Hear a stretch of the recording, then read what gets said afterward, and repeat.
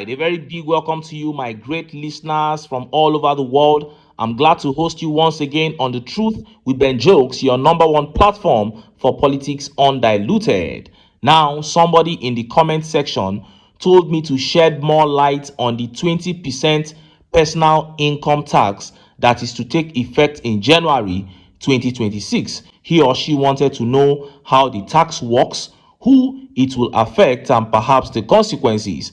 Now, this is it. The new 20% tax on personal income affects Nigerians earning more than 800,000 naira in a year.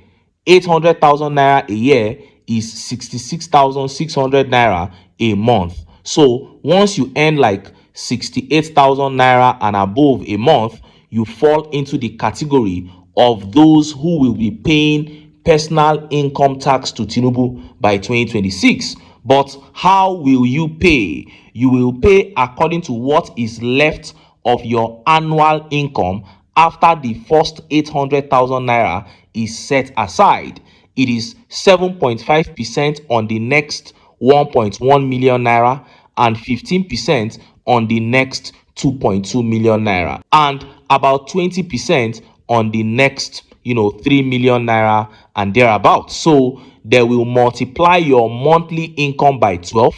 If it is below 800,000 naira, you are personal income tax free. But if it is above 800,000 naira, they will set aside the 800,000 and tax what is left according to the breakdown that I made above. This is the worst time to be a Nigerian. I don't need to tell you what the consequences of this devastating tax will be. Now, let us look at the top stories. First is that one coming from northern leaders. Northern leaders have now roared at TINUBU. They said he should dissolve his cabinet and sack security chiefs as a result of insecurity in Nigeria. And next is that big one coming out of the National Assembly. Speaker of the House of Reps, Tajuddin Abbas, has now attacked TINUBU over the growing debt of the country as a result of incessant borrowings. He used very unprintable words to describe the borrowing of TINUBU, and Nigerians are saying,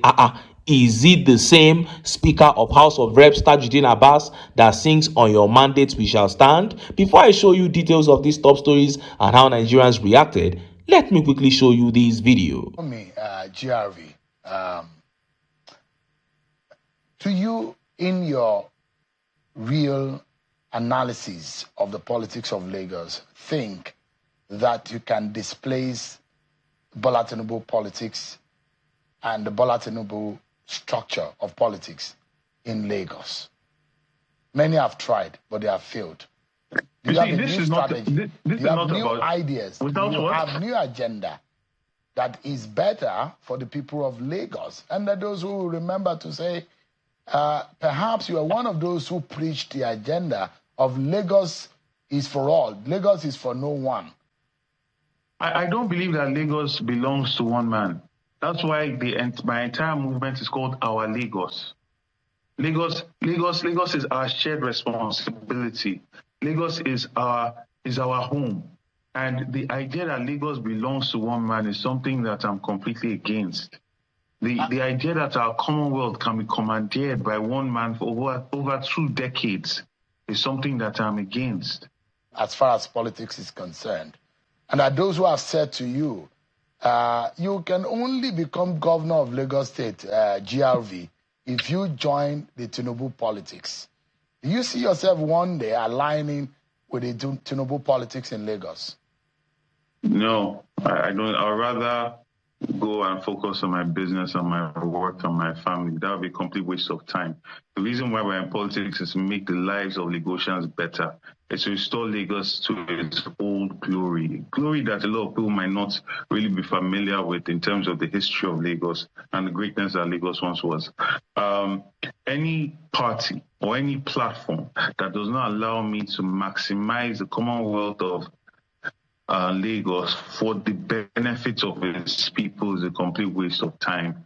And as you have highlighted, I've moved from COA party to the PDP, to Labour Party, now to the ADC. You never hear that there was once a dalliance with the AD or APC in any way, shape, or form. And that is consistency in my short political career, starting from 2016, because I am convicted that Lagos will be so much better and will breathe a breath of fresh air if the domination of this, what has become a bureaucracy, is removed from the neck of Lagos State. This thuggery where politicians believe that they don't have to serve the people. Instead, they will rely on violence to suppress and intimidate the people. And that is something that does not align with me in any way, shape, or form. You saw that. What Tinubu has been doing in Lagos for the past 2 decades is really something that should anger every right-thinking human being. For God's sake, we are not in the Stone Age.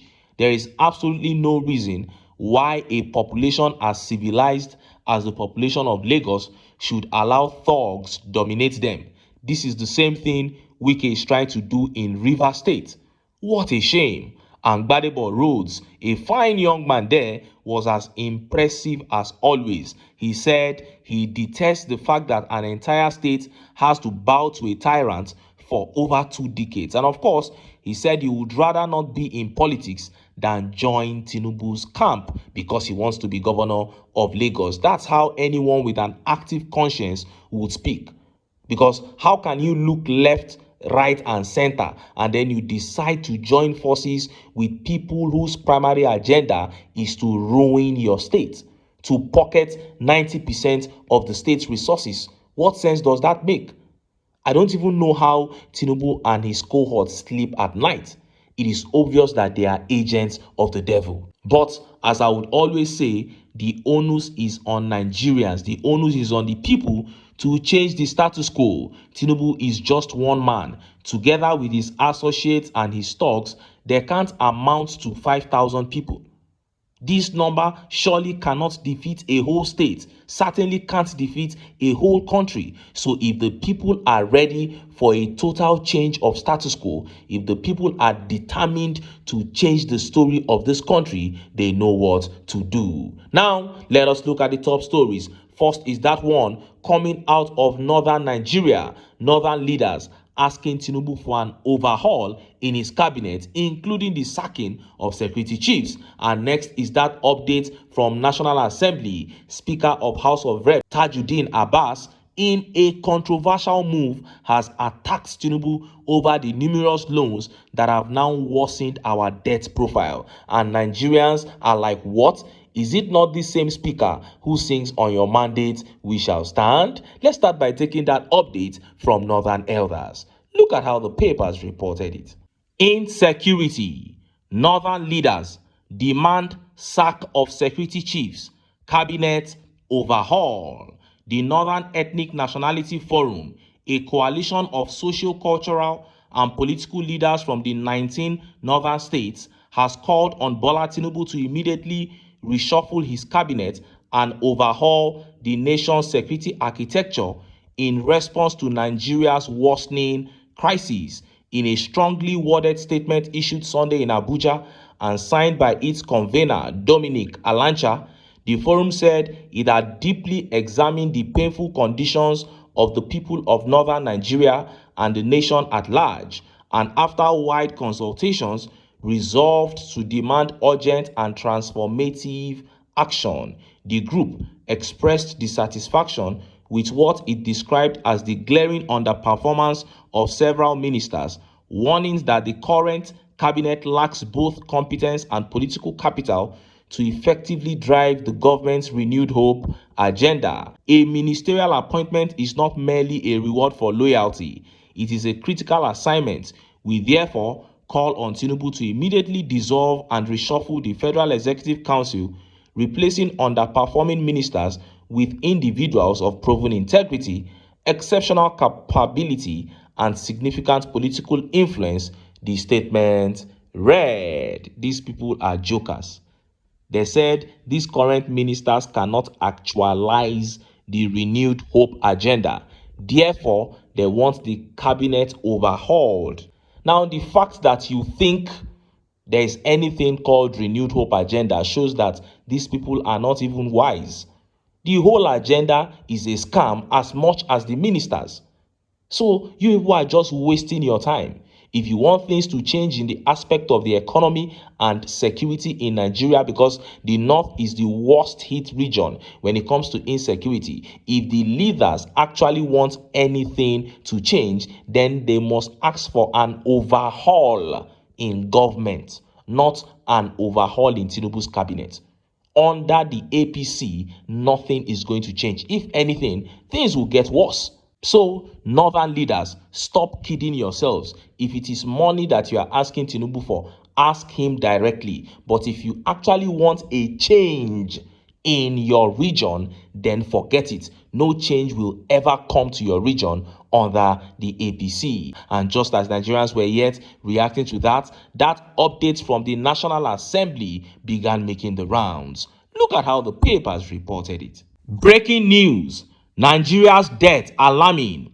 We must reject reckless borrowing. Speaker, House of Representatives Abbas Tajuddin raises alarm. The Speaker of the House of Representatives, Abbas Tajuddin, has expressed concerns over Nigeria's rising debt profile, warning that the country has exceeded its statutory threshold and now faces a serious threat to fiscal sustainability. Speaking on Monday at the opening of the 11th Annual Conference and General Assembly of the West African Association of Public Accounts Committees at the National Assembly, Abuja, Abbas said Nigeria's debt under Bola Tinubu has reached a critical point and called for urgent reforms in borrowing practices and parliamentary oversight. He described the breach of the debt limit as a signal of strain on fiscal sustainability, stressing the need for stronger oversight,